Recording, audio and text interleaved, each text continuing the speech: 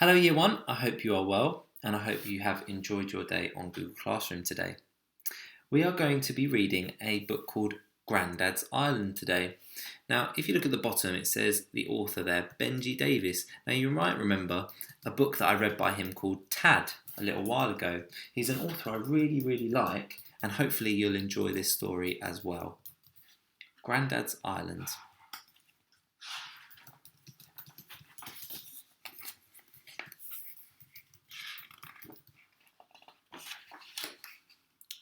At the bottom of Sid's garden, through the gate and past the tree, was Grandad's house.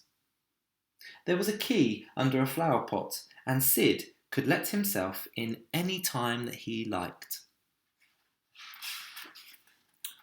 One day, Sid called round to see Grandad, but he wasn't in any of the usual places. Then, just as he was about to leave, Sid heard Grandad calling. "Ah, there you are," said Grandad. "There's something I want you to see."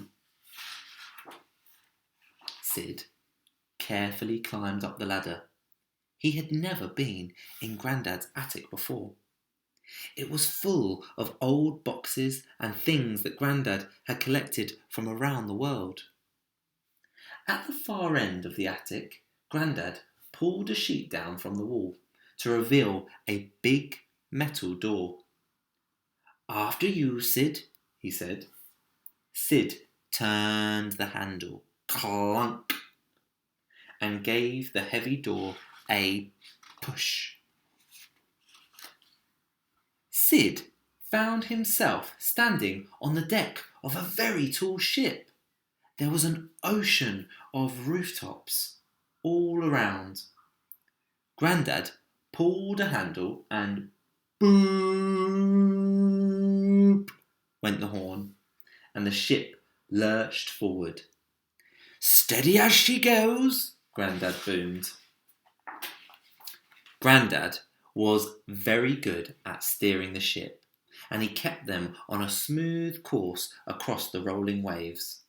Mile after mile, all they saw was sea and sky and sea, until at last something appeared on the horizon. "Land ahoy!" shouted Sid. They dropped the ship's anchor and made their way to the shore. "Grandad, don't you want your stick?" Sid asked. "No, I think I'll be all right," said Grandad. In the thick jungle of the island, it was very hot. "We must find a good spot for a shelter," said Grandad. At the top of the island, where a cool breeze blew through the trees, they found an old shack. There was a lot to do, but with a little help, they soon had everything ship-shape.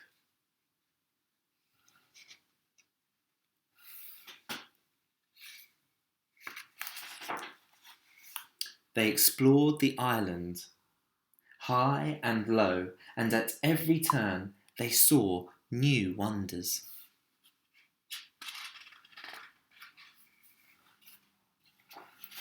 It was the most perfect place. Sid wished they could stay forever, but he knew that it would soon be time for them to leave. "Sid, there's something I've been meaning to tell you," said Grandad. "You see, I'm thinking of staying." "Oh," said Sid, "but won't you be lonely?" No, I don't think I will," said Grandad, smiling.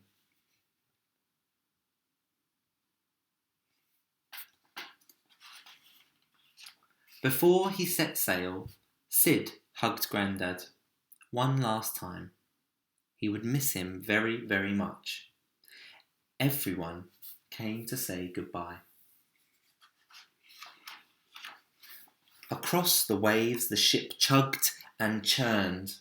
The journey seemed much longer without Grandad, but Sid steered the ship safely home. The next morning, Sid went back round to Grandad's house. It was just the same as it had always been, except Grandad wasn't there anymore.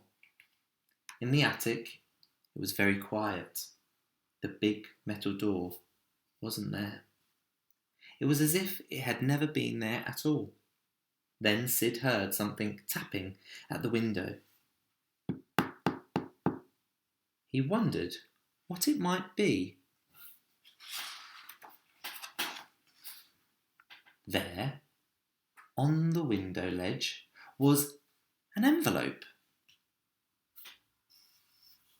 Sid carefully prized it open. For Sid.